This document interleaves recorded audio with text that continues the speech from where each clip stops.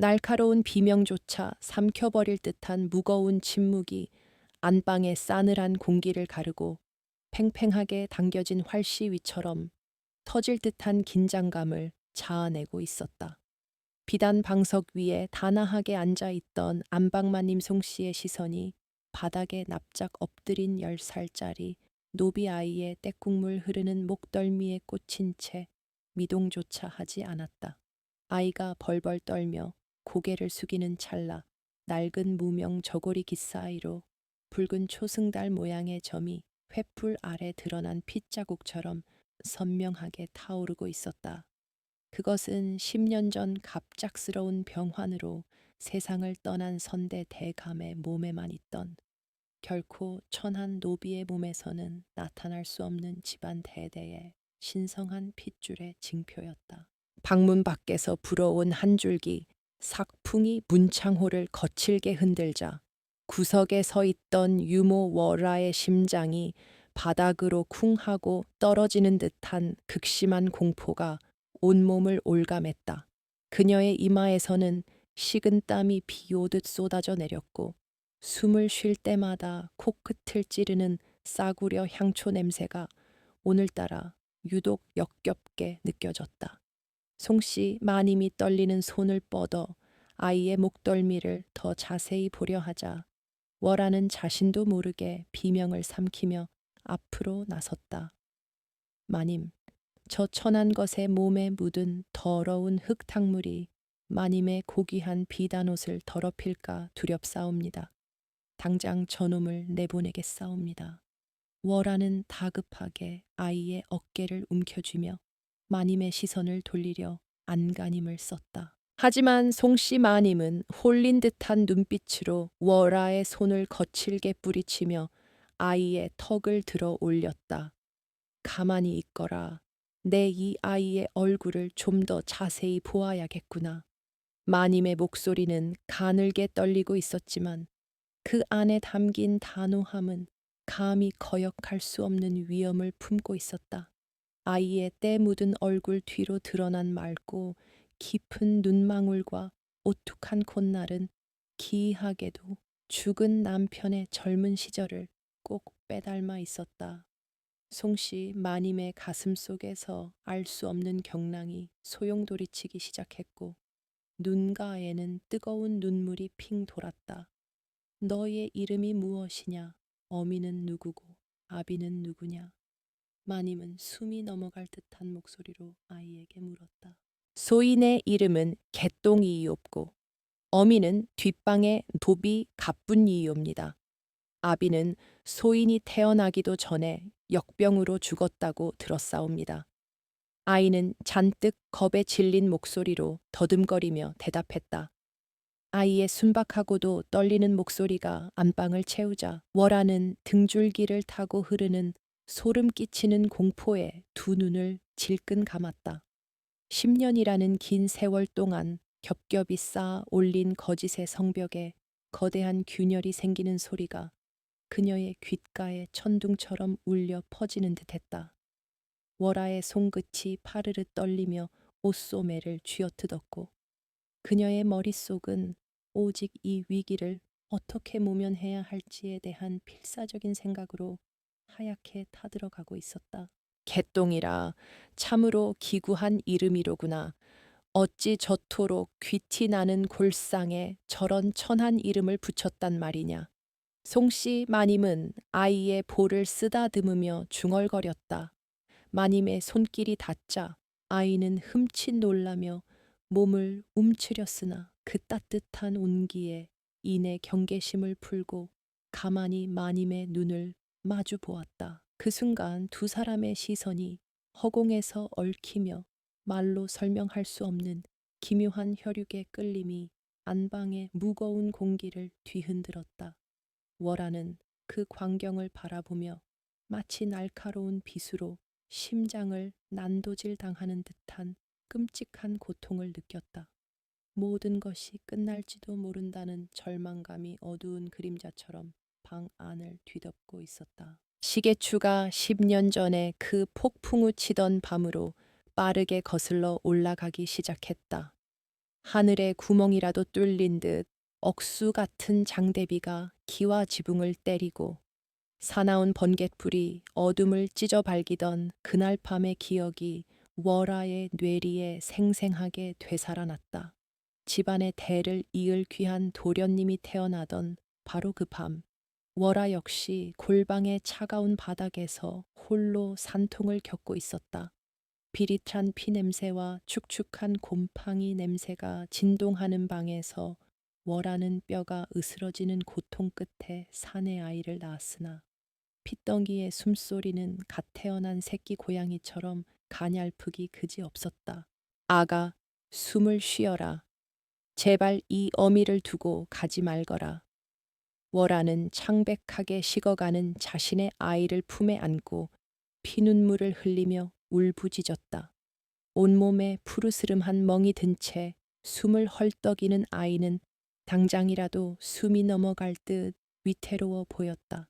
그때 안방 쪽에서 우렁찬 아기 울음소리가 빗소리를 뚫고 들려왔다. 마님이 건강한 사내 아이를 순산한 것이다.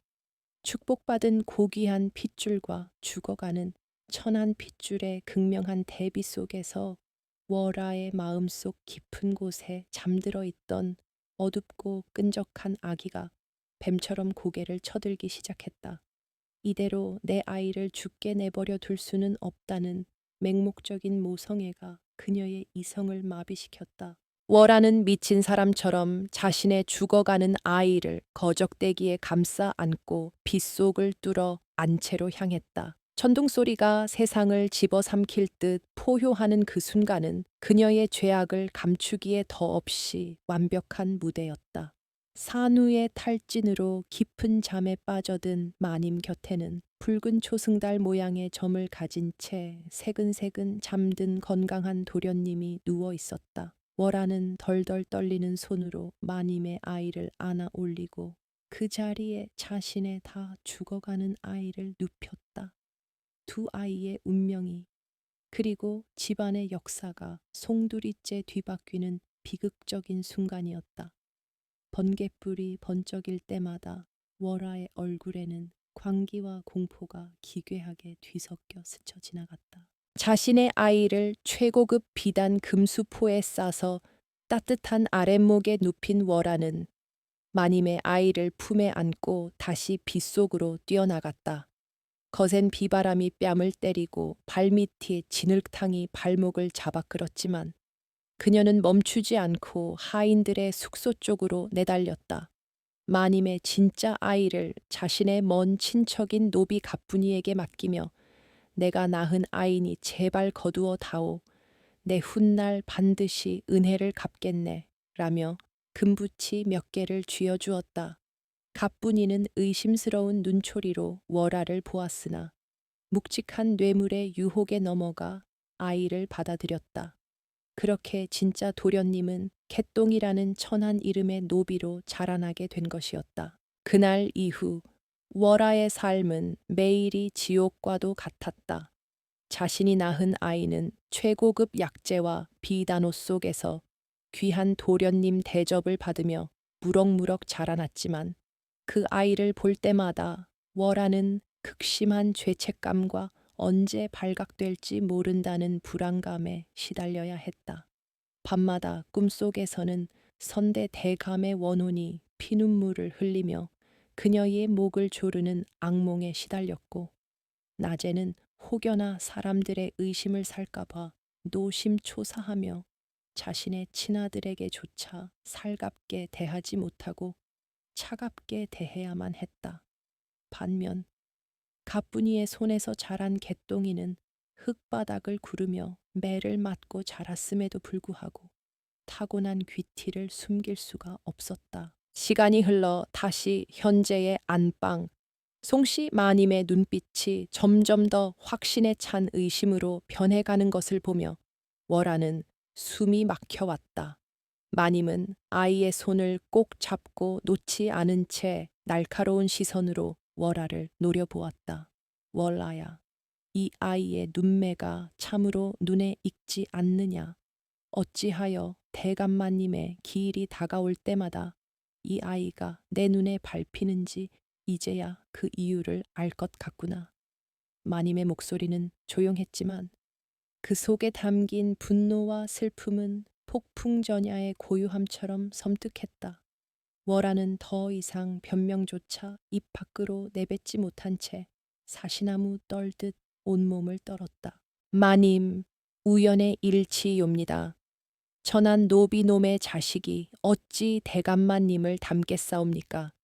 이는 필시 못된 귀신이 마님의 눈을 흐리게 하는 것이옵니다. 월아가 바닥에 머리를 찌으며 통곡하듯 외쳤다. 이마에서 붉은 피가 흘러내려 눈물과 뒤엉켰지만 그녀는 고통조차 느끼지 못하는 듯 계속해서 바닥에 머리를 찧었다. 그녀의 절규는 방 안을 메아리치며 더욱 처절하게 울려 퍼졌으나 이미 싹 튼 의심의 씨앗을 덮기에는 역부족이었다. 송씨 마님은 차갑게 식은 눈빛으로 피투성이가 된 월아를 내려다볼 뿐 동정심 따위는 눈곱만큼도 보이지 않았다. 개똥이는 자신 때문에 벌어진 이 험악한 상황에 겁을 먹고 바들바들 떨며 마님의 옷자락을 꽉 움켜쥐었다. 아이의 손에서 느껴지는 미세한 떨림이 마님의 굳게 닫힌 마음을 더욱 세차게 흔들었다. 이 아이가 겪었을 10년의 핍박과 천대, 그리고 알 수 없는 핏줄의 이끌림이 마님의 가슴을 찢어놓는 듯했다. 마님은 아이의 등을 토닥이며 나지막이, 그러나 단호하게 명령을 내렸다. 당장 가뿐이를 잡아들여라. 그리고 10년 전 그날 밤 안채를 지키던 모든 하인을 문초하여 한 점의 의혹도 남기지 않고 진실을 밝혀낼 것이다. 마님의 추상 같은 명령이 떨어지자 방 밖에 대기하고 있던 건장한 사내종들이 우르르 몰려들어 월하의 양팔을 거칠게 결박했다. 차가운 포승줄이 살을 파고드는 고통보다 더 끔찍한 것은 이제 모든 진실이 만천해 드러날 것이라는 절대적인 절망감이었다. 월하는 핏발선 눈으로 마님의 품에 안긴 개똥이를 바라보았다. 아이의 목덜미에 새겨진 붉은 초승달 점이 마치 자신을 비웃는 듯 붉게 빛나고 있었다. 하늘의 뜻을 거스른 대가는 너무나도 가혹했고 이제 그녀가 마주해야 할 것은 지옥보다 더 끔찍한 현실이었다. 멀리서 구슬픈 밤새 소리가 들려오고 처마 밑에 풍경이 쓸쓸하게 울렸다. 화려한 안방의 촛불 그림자가 마치 거대한 괴물처럼 일렁이며 결박당한 월하의 모습을 집어삼킬 듯 춤을 추었다. 10년 동안 어둠 속에 묻혀 있던 거대한 비밀의 봉인이 마침내 뜯겨져 나가고 운명의 수레바퀴는 그 누구도 거역할 수 없는 무서운 기세로 굴러가기 시작했다. 핏줄의 징표는 단순히 살갗의 점이 아니라 피로 쓰인 하늘의 심판이었음을 그 방 안의 모든 이들이 뼈저리게 느끼고 있었다. 거대한 폭풍이 양반가의 대저택을 향해 무섭게 몰아치고 있었다. 화사한 햇살이 비단처럼 쏟아지는 사랑채의 넓은 방 안, 최고급 자단목으로 짜인 서안 위에는 값비싼 당묵과 매끄러운 화선지가 어지럽게 흩어져 있었다. 방 안 가득 퍼진 은은한 난초 향기조차 잠재울 수 없는 거친 파여름이 공기를 찢었다. 내가 어찌하여 이토록 지루하고 답답한 글 공부에 매여 있어야 한단 말이냐. 당장 치워버려라. 비단 도포를 걸친 소년 석훈이 신경질적으로 붓을 집어 던지며 소리쳤다. 검은 먹물이 사방으로 튀어올라 새하얀 장지문에 흉측한 얼룩을 남겼고 곁에서 천자문을 가르치던 늙은 훈장은 사색이 되어 바닥에 납작 엎드렸다. 10년 전 유모 월라의 뱃속에서 태어나 양반가의 귀한 도련님으로 탈바꿈한 석훈의 눈빛에는 학문에 대한 열정 대신 거칠고 천박한 폭력성만이 번득이고 있었다. 사랑차의 돛돌 아래 숨어 그 광경을 지켜보던 월하의 가슴은 천근만근의 바윗돌이 짓누르는 듯 답답해져 왔다. 그녀는 석훈이 비단옷을 입고 호의호식하는 모습을 볼 때마다 자신의 선택이 옳았다고 애써 자위했지만 아이가 자라날수록 도저히 감출 수 없는 그 천한 본성 앞에서는 늘 식은땀을 흘려야 했다. 맹수의 새끼는 어미가 가르치지 않아도 사냥하는 법을 알고 용의 새끼는 늪에서도 구름을 부른다 하였던가. 석훈은 아무리 좋은 스승을 붙이고 귀한 책을 읽혀도 글자 하나 깨우치기를 거부했으며 틈만 나면 노비들을 매질하고 짐승을 학대하는 등 잔인한 성정을 드러내 집안의 큰 골칫거리가 되어가고 있었다. 같은 시각 저택의 가장 구석진 곳에 자리한 마구간에서는 코를 찌르는 매캐한 말똥 냄새와 퀴퀴한 지푸라기 냄새가 진동하고 있었다. 칼바람이 들이치는 허름한 흙바닥에 무릎을 꿇은 개똥이는 제 몸집보다 큰 쇠스랑을 들고 묵묵히 오물을 치우고 있었다. 낡은 무명옷은 이미 더러운 오물로 얼룩져 본래의 색을 알아볼 수 없었고 동상에 걸려 붉게 부어오른 아이의 작은 손등은 곳곳이 갈라져 붉은 피가 배어 나오고 있었다. 뼈를 깎는 듯한 매서운 추위 속에서도 아이의 입술은 파르르 떨리며 무언가를 끊임없이 중얼거리고 있었다. 군자는 본디 근본에 힘쓰는 법이니 근본이 서야 도가 생겨난다 하였느니라. 그것은 며칠 전 석훈 도련님이 내팽개친 논어책의 한 구절이었다. 비록 천한 노비의 자식으로 태어나 하루 종일 매질과 고된 노역에 시달리는 신세였지만 개똥이의 머릿속은 언제나 맑은 샘물처럼 총명함으로 빛나고 있었다. 아이는 사랑채 너머로 들려오는 훈장의 글 읽는 소리를 귀동냥으로 듣고 그 뜻을 홀로 헤아리며 가슴속에 학문에 대한 뜨거운 갈증을 키워가고 있었다. 마구간의 오물을 다 치운 개똥이는 부러진 나뭇가지를 주워들고 차가운 흙바닥 위에 서툰 글씨로 어질 인인 자를 써 내려가기 시작했다.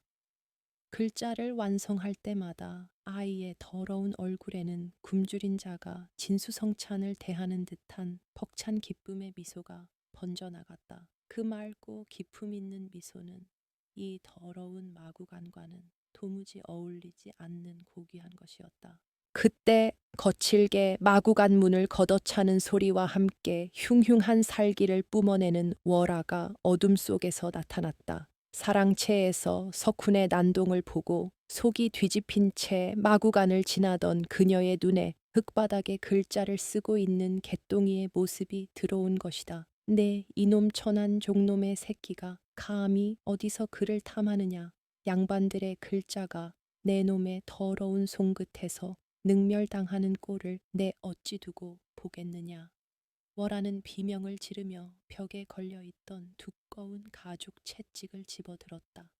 그녀의 눈에는 광기와도 같은 공포가 서려 있었다. 이 아이가 그를 깨우치고 지혜를 얻어 자신의 비범함을 세상에 드러내는 날, 그녀가 쌓아 올린 거짓의 성벽은 여지없이 무너져 내릴 것임을 직감했기 때문이다. 사납게 허공을 가른 채찍이 개똥이의 마른 등을 사정없이 후려쳤다.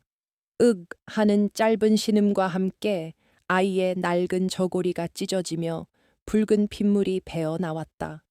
하지만 개똥이는 비명을 지르며 살려달라고 애원하는 다른 노비들과는 달랐다. 아이는 입술을 꽉 깨물어 피를 흘리면서도 꼿꼿하게 허리를 펴고 월아의 분노에 찬 두 눈을 똑바로 응시했다. 그 흔들림 없는 강인한 눈빛, 굴복을 모르는 굳건한 기계는 10년 전 세상을 떠난 대감마님의 그것과 소름 끼치도록 닮아 있었다.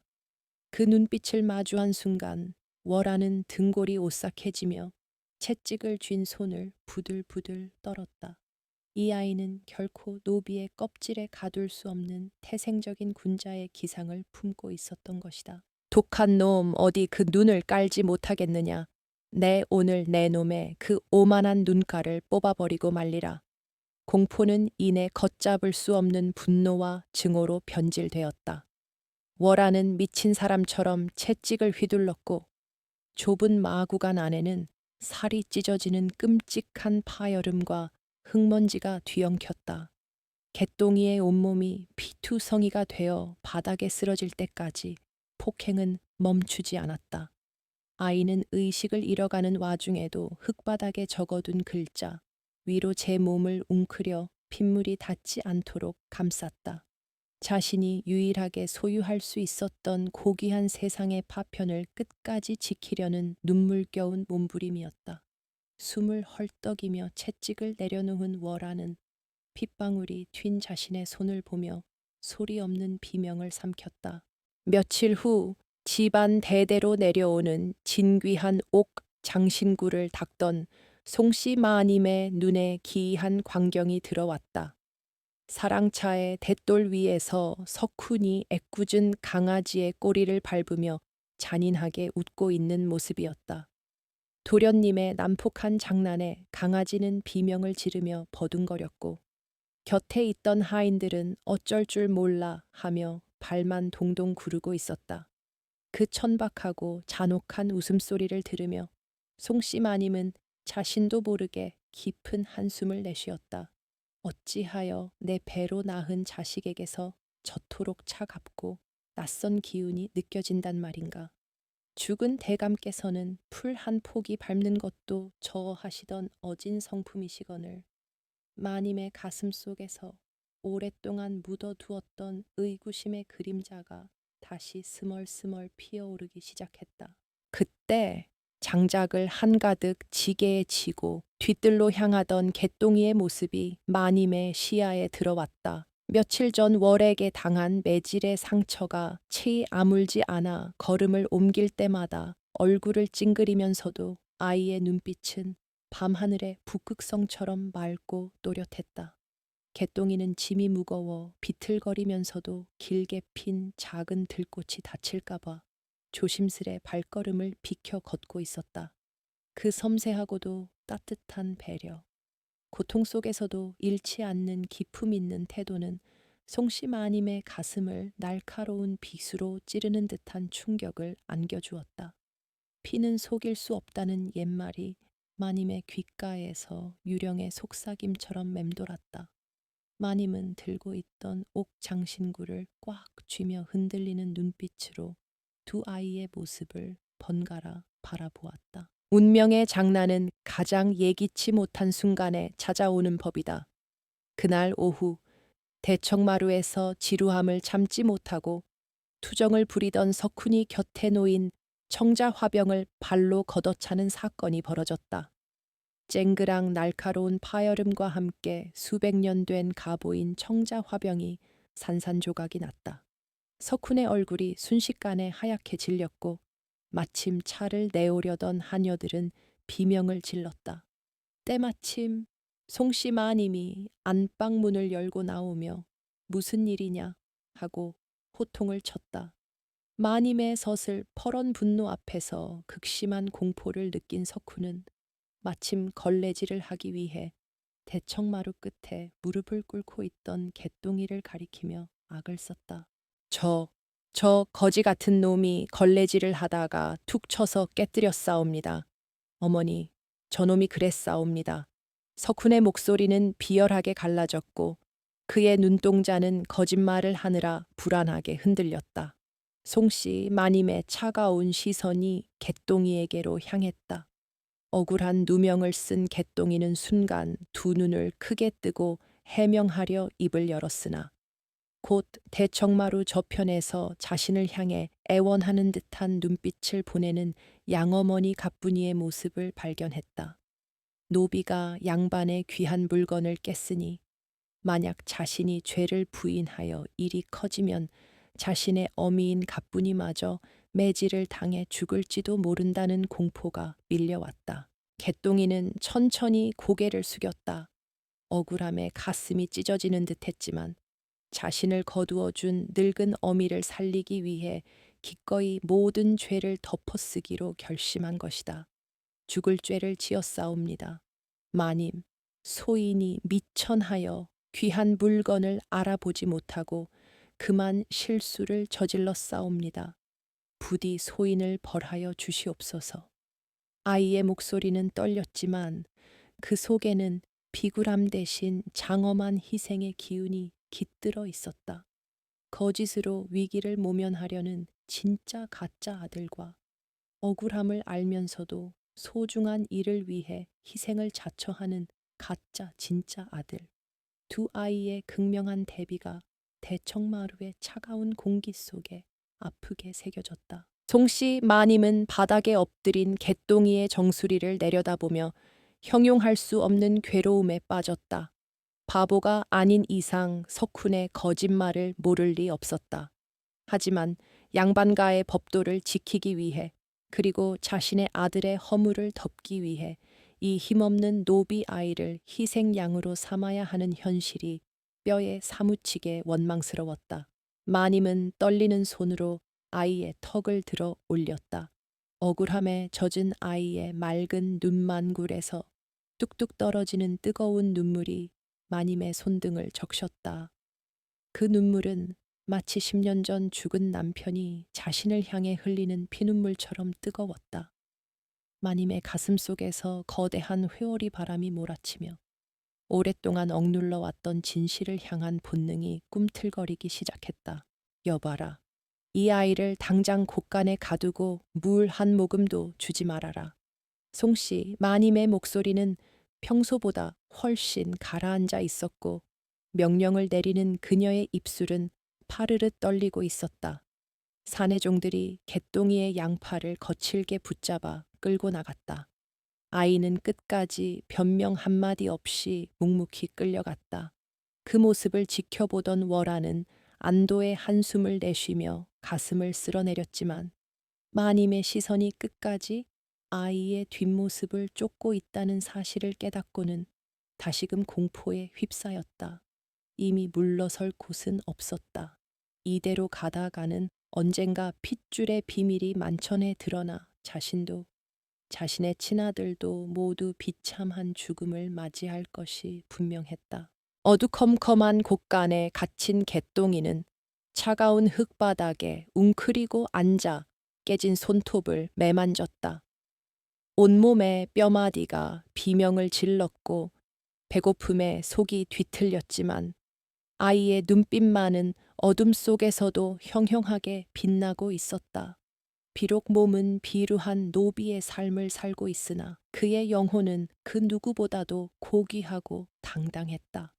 저택에는 무거운 침묵이 내려앉았지만 그것은 평화가 아닌 폭풍전야의 고요함이었다. 10년 동안 묻혀있던 진실의 씨앗이 두 아이의 엇갈린 운명 속에서 무서운 속도로 싹을 틔우기 시작했고 이제 그 누구도 거대한 인과응보의 파도를 피할 수 없음을 모두가 본능적으로 느끼고 있었다. 하늘의 그물은 성긴 듯 보이나 결코 단 한 명의 죄인도 놓치는 법이 없었다.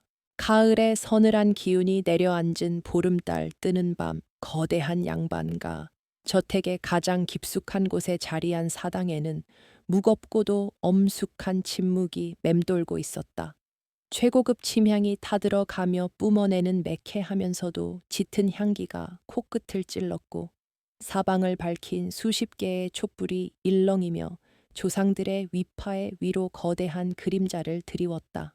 집안의 가장 큰 행사인 선대 대감들의 합동 제례를 맞아 모여든 문중의 어르신들은 꼿꼿한 자세로 앉아 각자의 위엄을 뽐내고 있었다.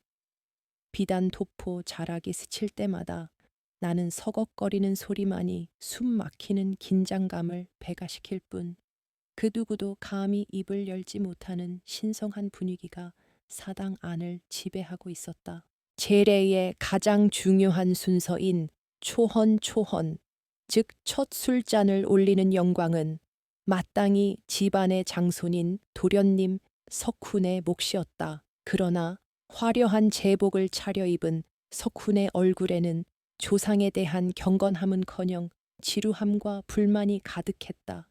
무거운 제복이 귀찮다는 듯 연신 옷깃을 들썩이고 제사상 위에 음식들에 탐욕스러운 시선을 던지는 그의 경박한 태도에 문중 어르신들의 미간이 점차 찌푸려졌다. 병풍 뒤에서 숨을 죽이고 이 광경을 지켜보던 유모월하의 등줄기에는 식은땀이 비 오듯 흘러내렸다. 그녀는 석훈이 제발 이 엄중한 자리에서만큼은 실수를 저지르지 않기를 속으로 수백 번도 넘게 천지신명께 빌고 또 빌었다. 송씨 마님은 차가운 눈빛으로 석훈을 주시하며 무언의 압박을 가했다.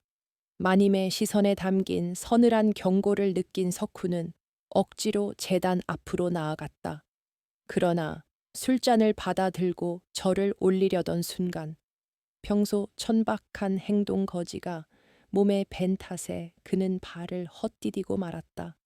기우뚱하며 중심을 잃은 석훈의 팔이 제사상을 덮은 붉은 볼을 잡아당겼고 그 반동으로 가장 높은 곳에 모셔져 있던 선대 대감의 신주, 즉 혼백이 깃든 나무 위패가 허공으로 튀어 올랐다.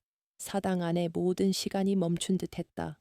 문중 어르신들의 입에서 앗 하는 경악의 비명이 터져 나왔고 송씨 마님은 눈앞이 캄캄해지며 그 자리에 굳어버렸다. 신주가 차가운 돌바닥으로 곤두박질 치려는 찰나 어둠 속에서 한 줄기 번개처럼 튀어나온 그림자가 있었다. 제사상을 나르기 위해 사당 구석에 무릎 꿇고 대기하고 있던 노비 아이 개똥이었다. 아이는 자신의 목숨을 던지듯 바닥으로 몸을 날려 바닥에 닿기 직전의 신주를 두 손으로 고이 받아 안았다. 쿵 하는 둔탁한 소리와 함께 아이의 무릎과 팔꿈치가 돌바닥에 부딪히며 살이 찢어졌지만 신주만큼은 아이의 품 안에서 털끝 하나 다치지 않고 온전했다. 흙먼지 구르는 천한 노비의 몸으로 신성한 조상의 위패를 구해낸 기적 같은 순간이었다.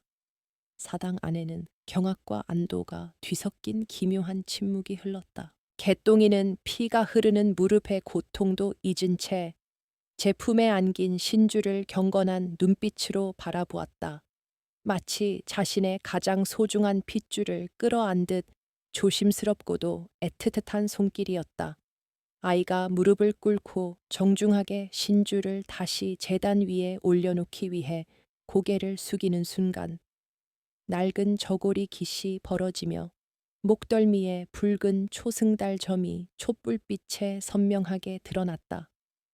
맨 앞줄에 앉아있던 문중의 가장 큰 어른인 대종손의 눈이 휘둥그레졌다. 그 점은 선대 대감뿐만 아니라 이 집안의 적통을 이은 자들에게만 드물게 나타나는 하늘이 내린 핏줄의 징표였기 때문이다. 대종손의 떨리는 손가락이 개똥이의 목덜미를 가리켰다. 저 아이의 목덜미에 있는 저 표식은 오호라. 저 눈빛과 기골 또한 돌아가신 숙부님을 그대로 빼닮지 않았는가. 대종손의 외침에 사당 안이 순식간에 술렁이기 시작했다. 어르신들은 저마다 자리에서 일어나 개똥이를 둘러싸고 수군거렸고 그들의 눈빛은 경멸에서 경이로움으로 그리고 의심으로 빠르게 변해갔다.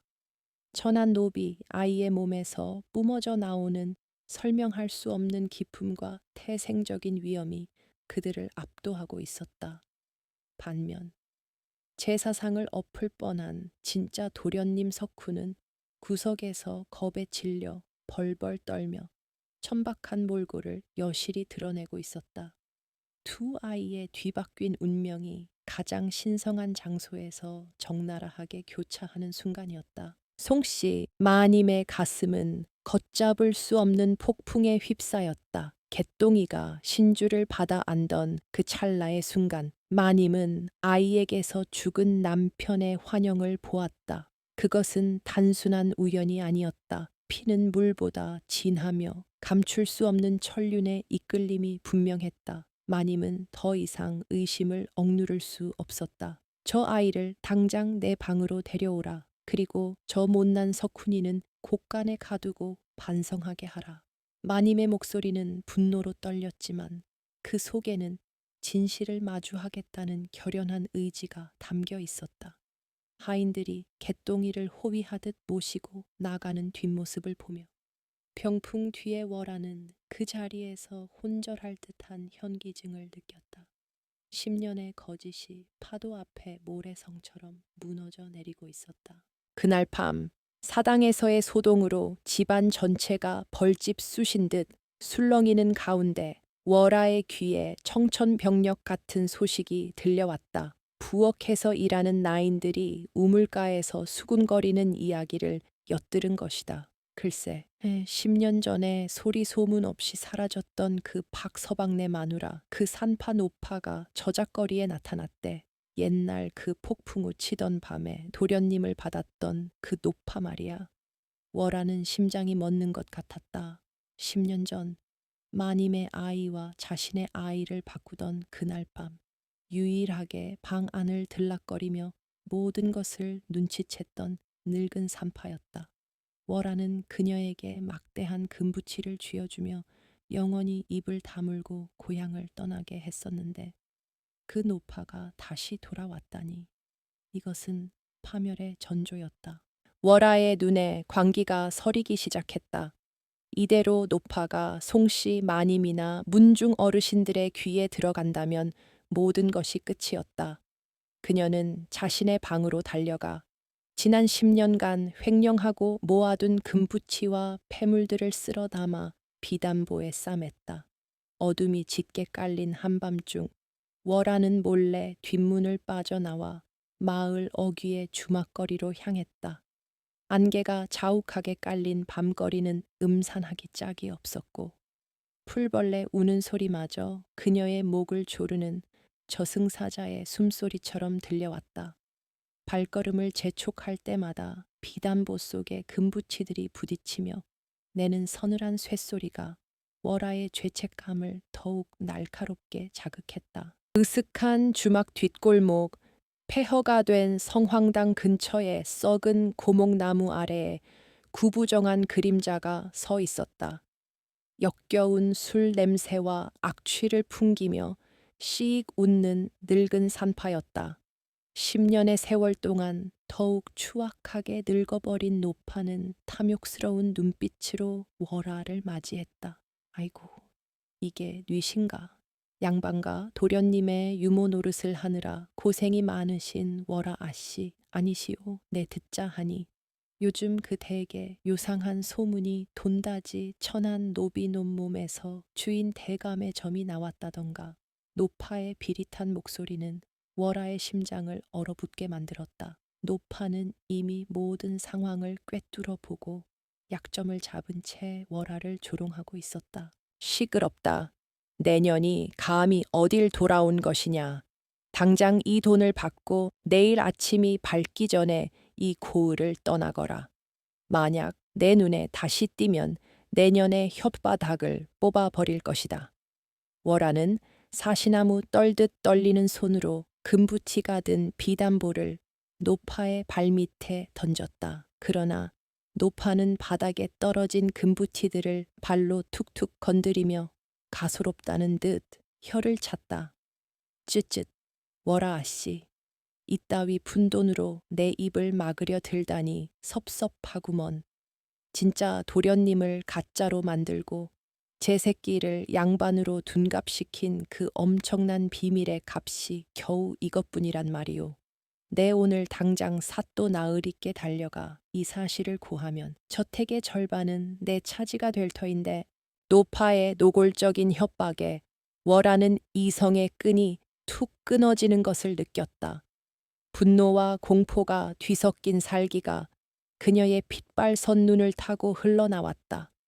돈으로 막을 수 없는 상대라면 영원히 입을 다물게 하는 수밖에 없었다. 월하는 치맛자락 속에 숨겨둔 날카로운 은장도 손잡이를 꽉 움켜쥐었다. 차가운 쇠의 감촉이 그녀에게 살인의 결의를 불어넣었다.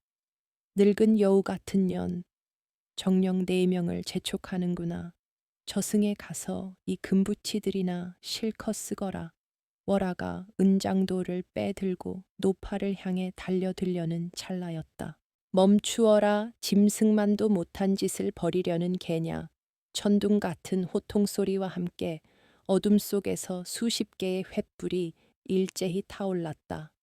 월아의 눈앞이 번쩍이며 주위가 대낮같이 밝아졌다. 고목나무 뒤에서 검은 그림자들이 쏟아져 나왔다. 그들은 송씨 마님의 호위 무사들과 관아의 포졸들이었다. 놀란 월아가 은장도를 떨어뜨리며 뒷걸음질을 쳤다. 횃불의 불빛 사이로 차가운 얼굴의 송씨 마님과 엄숙한 표정의 사또가 모습을 드러냈다.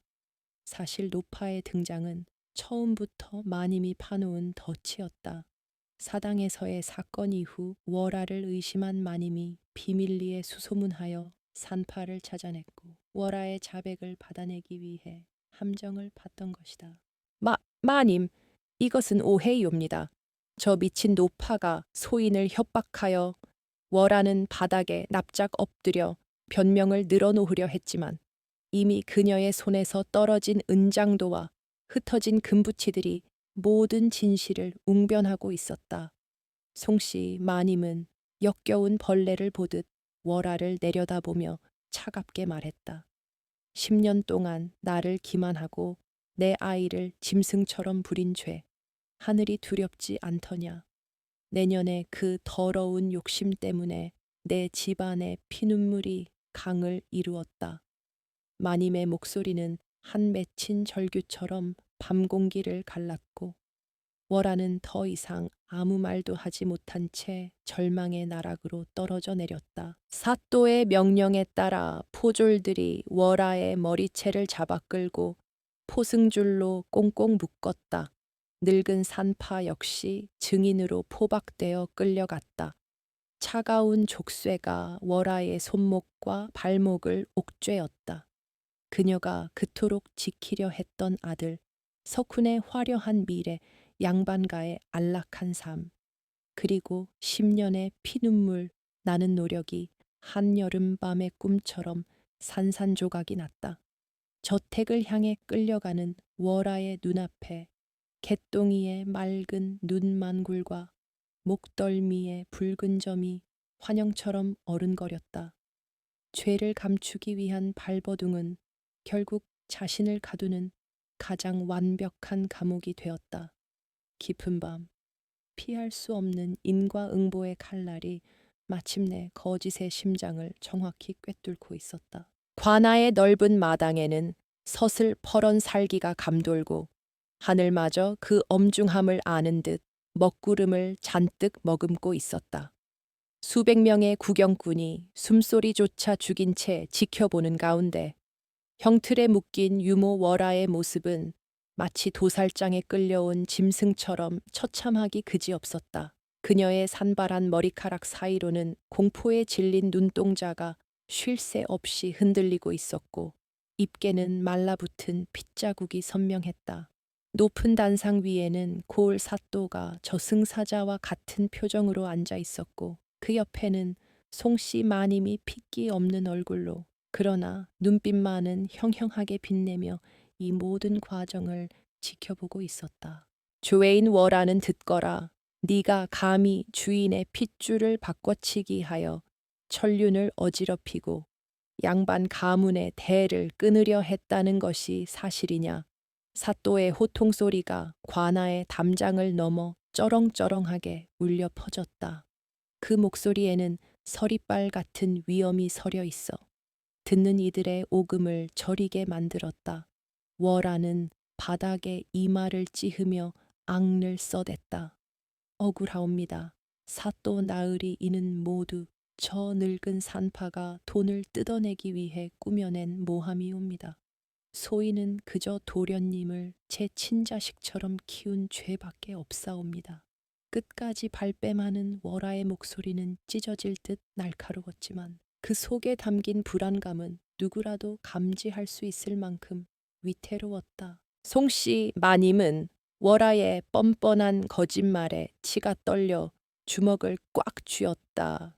손톱이 살을 파고들어 피가 배어 나왔지만 그 고통조차 느껴지지 않았다. 내 인연, 하늘이 보고 있고 땅이 듣고 있거늘 어찌 그 더러운 혓바닥을 함부로 놀리느냐. 마님의 분노 섞인 외침에 이어 포승줄에 묶인 채 옆에 꿇어 앉아 있던 늙은 산파가 입을 열었다. 사또 나으리 제 말이 거짓이라면 벼락을 맞아 죽어도 좋습니다. 10년 전 폭풍우 치던 그 밤, 저 월화년이 제 핏덩기를 비단 포대기에 싸고 마님의 아기씨를 거적대기에 싸서 빗속으로 달려나가는 것을 제 두 눈으로 똑똑히 보았사옵니다. 산파의 증언이 이어지자 구경꾼들 사이에서 웅성거리는 소리가 파도처럼 퍼져나갔다. 세상에 어찌 그런 끔찍한 일을 사람의 탈을 쓰고 어찌 비난의 화살이 월아에게 쏟아졌지만 그녀는 도끼에 찬 눈으로 산파를 노려보며 소리쳤다. 닥쳐라. 이 미친 노파야, 네가 노망이 들어 헛소리를 짓거리는구나. 월아의 발악은 처절했다. 이미 무너져 내린 둑을 손바닥으로 막으려는 어리석고도 필사적인 몸부림이었다. 그녀의 시선이 불안하게 군중 속에 숨어 있는 석훈을 찾았다.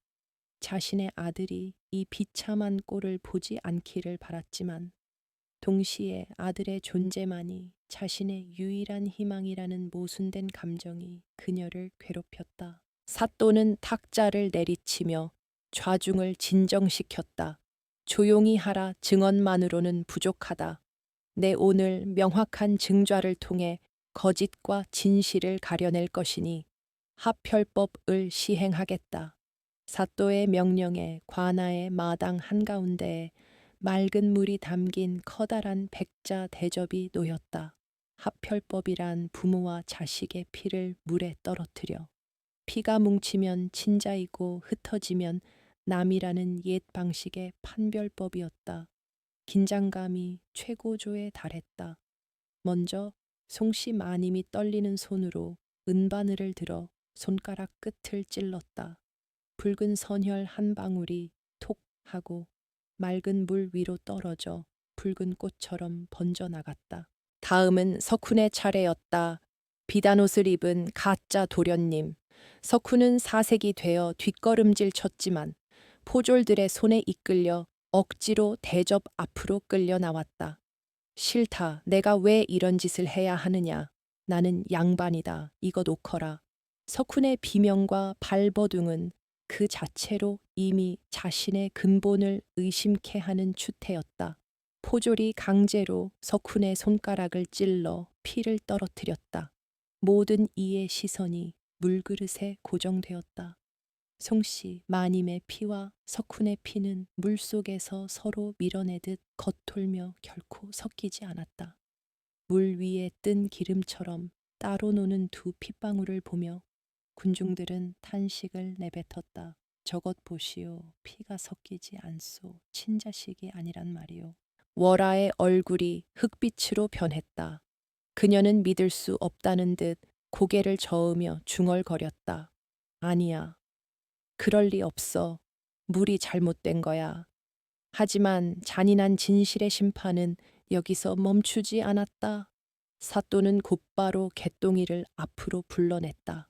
낡은 옷을 입고 상처투성이인 개똥이는 두려움 없이 당당하게 대접 앞으로 걸어 나왔다. 아이는 스스로 손가락을 깨물어 피를 냈다. 뚝. 검붉은 피 한 방울이 물 위로 떨어졌다. 그리고 기적 같은 일이 벌어졌다. 송씨 마님의 핏방울이 마치 자석에 이끌리듯 개똥이의 핏방울을 향해 움직였고 순식간에 두 핏방울은 하나로 뭉쳐져 물속에서 붉은 용처럼 춤을 추며 섞여들었다. 오, 보시오. 피가 하나로 합쳐졌소. 저 아이가 진짜 도련님이요. 군중들의 함성이 터져 나왔다. 송씨 마님은 대접을 붙잡고 오열했다. 내 아가, 내 불쌍한 아가. 어미가 눈이 멀어 너를 알아보지 못했구나. 마님은 개똥이를 와락 끌어안았다. 10년의 세월을 돌아 마침내 제자리를 찾은 핏줄의 만남에 하늘도 감동한 듯 먹구름 사이로 한 줄기 햇살이 비쳐내려와 두 사람을 비추었다. 개똥이, 아니 진짜 도련님의 눈에서도 뜨거운 눈물이 흘러내려 마님의 옷깃을 적셨다. 그 눈물은 그동안 겪었던 모든 서름과 고통을 씻어내는 정화의 물결이었다.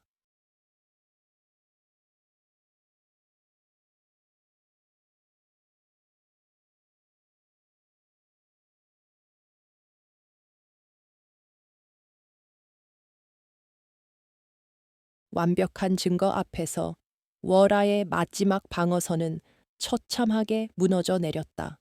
그녀는 짐승 같은 그 애성을 지르며 바닥을 박박 긁었다. 그래, 내가 바꿨다. 내가 그랬어. 내 아들이 천한 종놈으로 살다가 개죽음 당하는 꼴을 볼 수 없어서 내가 바꿨다. 그게 무슨 죄란 말이냐. 어미가 자식을 위해 그 정도도 못한단 말이냐. 월아의 절규는 참회보다는 세상에 대한 원망과 뒤틀린 모성애로 가득 차 있었다. 그녀는 미친 듯이 웃다가 울기를 반복하며 관아마당을 공포의 도가니로 몰아넣었다. 그녀의 광기는 추악한 욕망이 빚어낸 괴물 그 자체였다. 그때 군중 틈에 숨어 있던 석훈이 뛰쳐나왔다. 그는 월아에게 달려가 발길질을 하며 소리쳤다. 저리 비켜라. 네가 내 어미일 리 없다. 나는 양반집 도련님이다. 저 더러운 년을 당장 치워라. 자신의 친어머니를 부정하고 짓밟는 석훈의 폐륜적인 모습에 사람들은 경악을 금치 못했다.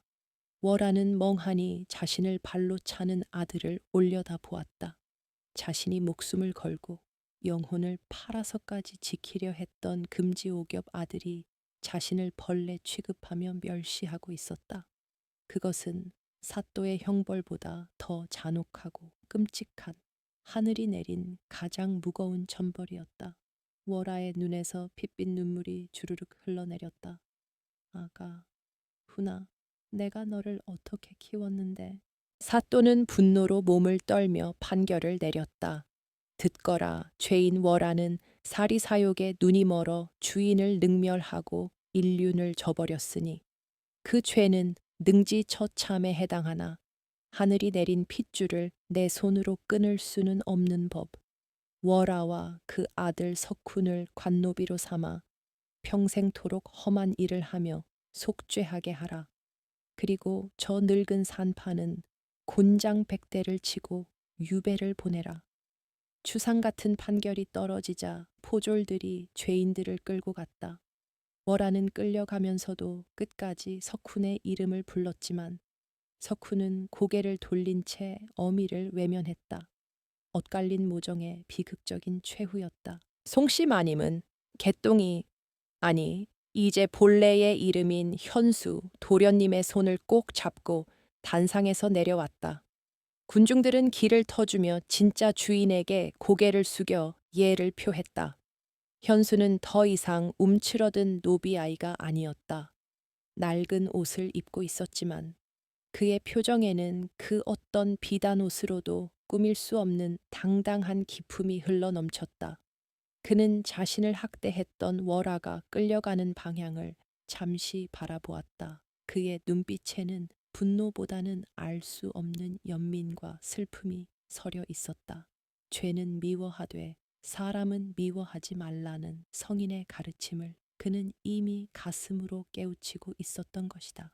관아의 문이 닫히고 소동이 가라앉자 다시 하늘에서 빗방울이 떨어지기 시작했다. 하지만 그것은 10년 전에 끔찍했던 폭풍우가 아니었다. 메마른 대지를 적시고 더러운 것을 씻어내는 축복과 같은 단비였다.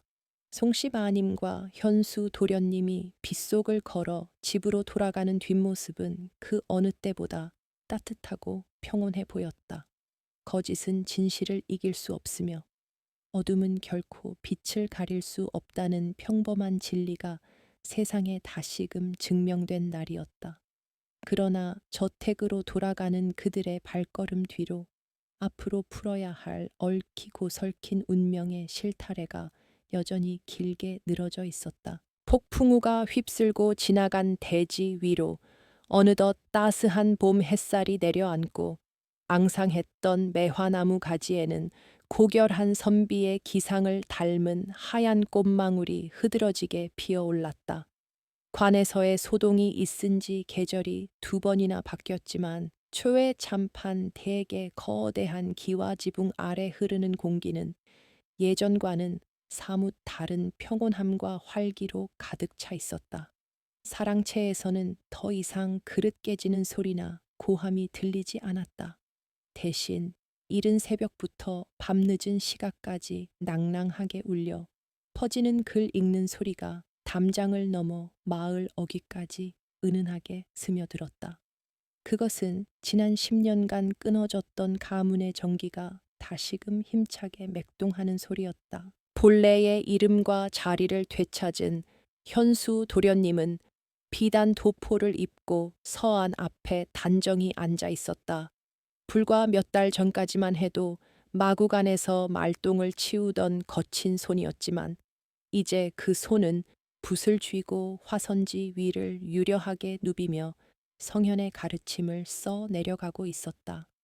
무릇 군자는 자기를 닦아 남을 편안하게 한다 하였으니 현수가 나지막이 읊조리는 목소리에는 깊은 울림이 있었다. 노비 시절 겪었던 배고픔과 서름, 그리고 밑바닥의 삶은 그에게 단순히 잊고 싶은 악몽이 아니었다. 그것은 백성의 고통을 뼈저리게 이해하고 아랫사람을 긍휼히 여길 줄 아는 진정한 지도자가 되기 위한 혹독한 수련의 과정이었음이 증명되고 있었다. 사랑채 문을 열고 들어온 송씨 마님은 아들의 듬직한 뒷모습을 바라보며 눈시울을 붉혔다. 10년 동안 가슴속에 맺혀 있던 한과 죄책감이 아들의 천가한 글 읽는 소리에 봄눈 녹듯 씻겨 내려가는 듯 했다. 마님은 조용히 다가와 아들의 어깨에 따뜻한 탕약 그릇을 내려놓았다. 현수는 붓을 놓고 자리에서 일어나 어머니에게 깊숙이 허리를 숙여 예를 갖추었다. 어머니, 밤바람이 차갑습니다. 어찌하여 아랫 것들을 시키지 않으시고 직접 오셨습니까? 아들의 극진한 효심에 마님은 미소를 지으며 현수의 거칠어진 손등을 쓰다듬었다. 내 손으로 너를 먹이고 입히지 못한 세월이 10년이다. 내 남은 평생을 다 바쳐도 그 시간을 보상할 수 없거늘 이깟 탕약 한 그릇이 대수겠느냐. 한편 저택의 가장 외진 곳에 위치한 행랑차의 뒤편 돼지우리가 있는 곳에서는 전혀 다른 풍경이 펼쳐지고 있었다. 한때 안방마님의 최측근으로 떵떵거리며 살았던 유모워라는 이제 낡고 해진 무명옷을 입고 똥오줌이 뒤섞인 걸음통을 지고 비틀거리고 있었다. 관아의 판결로 관노비가 되었으나 현수의 간청으로 참아 관아의 감옥으로 보내지는 않고 집안의 가장 천한 노비로 강등되어 속죄의 삶을 살게 된 것이다. 월아의 얼굴은 고된 노역으로 새카맣게 그을렸고 고왔던 손은 거북이 등껍질처럼 갈라져 피고름이 잡혀 있었다. 그녀가 발을 헛디뎌 걸음통을 쏟자 곁에 있던 젊은 하인들이 혀를 차며 비웃었다. 어이쿠, 왕년의 유모 마님께서 힘이 다 빠지셨나 보네. 예전에는 우리를 짐승 부리듯 하시더니 꼴 좋게 되었구려. 하인들의 조롱 섞인 말들이 비수처럼 날아와 꽂혔지만 월아는 대꾸할 기력조차 없었다. 그녀는 묵묵히 쏟아진 오물을 주워 담으며 흐르는 눈물을 삼켰다. 10년 전 자신의 아들을 위해 천륜을 어겼던 그 선택이 결국 자신과 아들을 지옥으로 떨어뜨렸음을 뼈저리게 후회하고 있었다. 차라리 그때 가난하더라도 정직하게 살았더라면 비록 비단옷은 못 입힐지언정 어미로서 당당하게 아들의 밥상을 차려줄 수는 있었을 텐데 뒤늦은 후회가 가슴을 칠 때마다 그녀의 심장은 숫덩이처럼 까맣게 타들어갔다. 그 시각 가짜 도련님이었던 석훈은 장작 패는 곳에서 도끼질을 하고 있었다. 평생 손에 물 한 방울 묻히지 않고 살아온 그에게 도끼질은 고문과도 같았다. 몇 번 내리치지도 못하고 거친 숨을 몰아쉬며 주저앉은 석훈의 눈에는 여전히 도끼가 서려 있었다. 그는 자신의 신세를 한탄하며 멀리서 들려오는 현수의 글 읽는 소리에 이를 갈았다. 저 자리가 원래 내 것이었는데 젠장, 다 저 늙은 어미 때문이야. 석훈은 자신의 무능함과 게으름을 탓하기보다 자신을 낳은 어미와 자신을 내친 세상을 원망하며 하루하루를 갉아먹고 있었다. 양반의 껍데기는 벗겨졌으나 그 속에 깃든 천박한 심성은 여전히 그를 괴롭히는 족쇄였다. 어느 날 오후 현수는 조용히 행랑차의 쪽으로 발걸음을 옮겼다. 그의 뒤를 따르던 호위 무사가 만류했지만 현수는 손을 들어 제지했다. 그가 도착한 곳은 월아와 석훈이 머무는 헛간 같은 방 앞이었다. 문틈 사이로 퀴퀴한 냄새가 새어나왔고 안에서는 석훈이 월아에게 화를 내는 소리가 들려왔다. 배고파 죽겠는데 밥이 이게 무엇야 쉰내가 나잖아. 쨍그랑 밥그릇이 벽에 부딪히는 소리가 났다. 현수는 깊은 한숨을 내쉬며 문을 열었다. 갑작스러운 방문에 놀란 월아와 석훈이 얼어붙은 듯 굳어버렸다. 월아는 황급히 바닥에 납작 엎드려 몸을 떨었고 석훈은 엉거주춤하게 서서 현수의 눈을 피했다. 방 안의 참상은 참혹했다. 찢어진 돗자리와 곰팡이 핀 벽, 그리고 바닥에 엎어진 꽁보리밥 덩어리들이 굴러다니고 있었다. 현수는 천천히 방 안으로 들어와 월아 앞에 섰다. 일어 고개를 들라. 현수의 목소리는 차분했지만 위험이 있었다. 월아는 감히 고개를 들지 못한 채 흐느꼈다.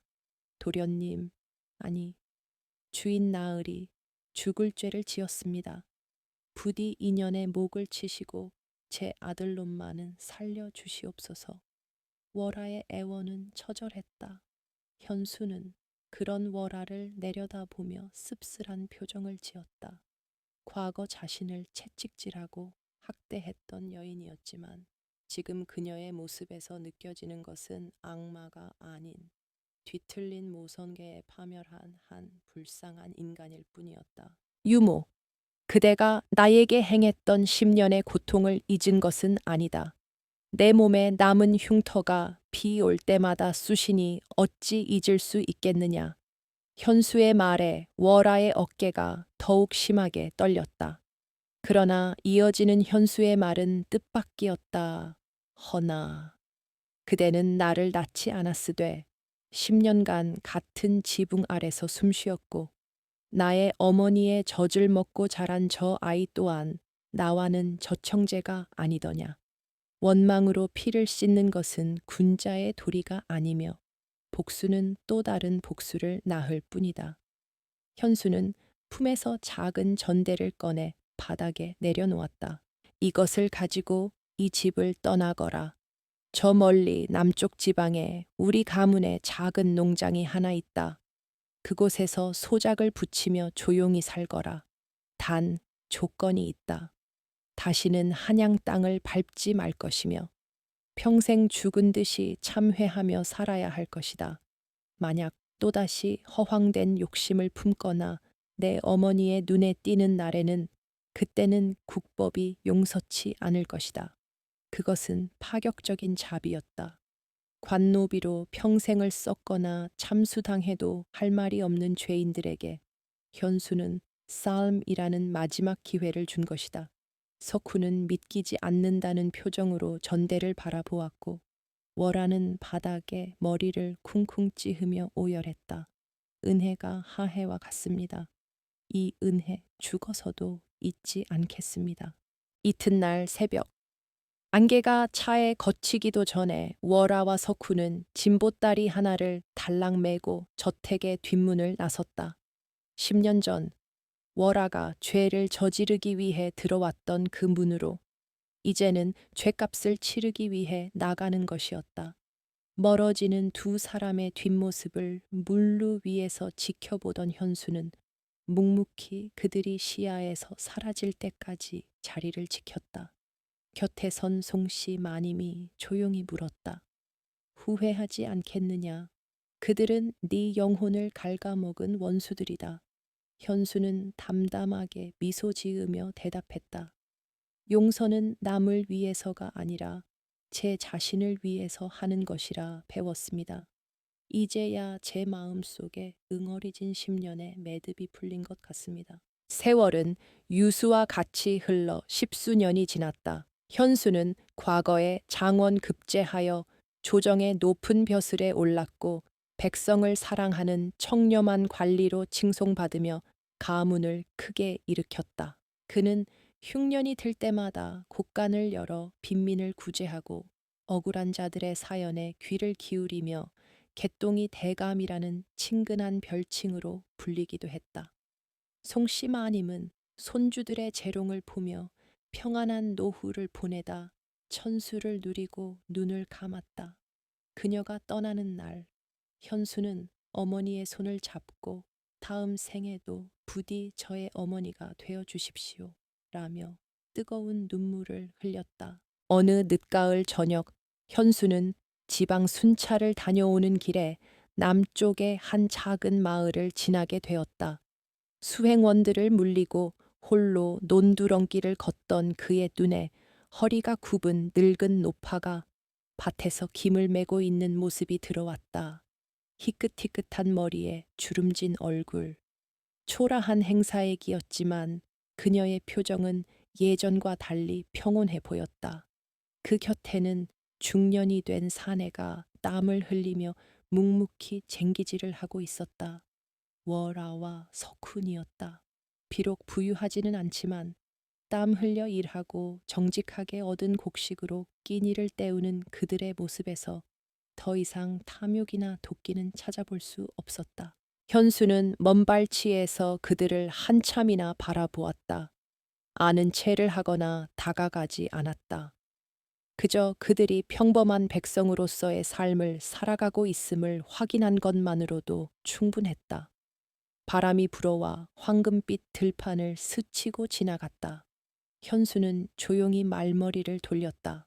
하늘의 그물은 넓고도 성기지만 선한 자에게는 복을 내리고 악한 자에게는 벌을 내리되 개과천선할 기회마저 앗아가지는 않는다는 자연의 이치를 다시금 깨닫는 순간이었다. 저택으로 돌아온 현수는 사랑채 툇마루에 앉아 밤하늘에 뜬 초승달을 올려다 보았다. 붉게 타오르던 목덜미의 점과 꼭 닮은 그 달은 이제 핏빛 원한이 아닌 은은한 지혜의 빛으로 세상을 비추고 있었다. 처마 끝에 매달린 풍경이 댕그렁 맑은 소리를 내며 울렸다. 거짓은 잠시 진실을 가릴 수 있으나 영원히 덮을 수는 없으며 핏줄의 운명은 거스를 수 없되 그 운명을 완성하는 것은 결국 사람의 마음가짐에 달려 있다는 깊은 깨달음이 밤 공기 속에 녹아들었다. 방 안에서 책장을 넘기는 소리와 함께 촛불은 흔들림 없이 타오르며 어둠을 밝혔다. 이야기의 끝은 비극이 아닌 제자리를 찾은 모든 이들의 평온한 안식이었다. 그리고 이 기이하고도 슬픈 이야기는 입에서 입으로 전해져 후세 사람들에게 인과응보의 준엄한 교훈을 일깨우는 전설이 되었다.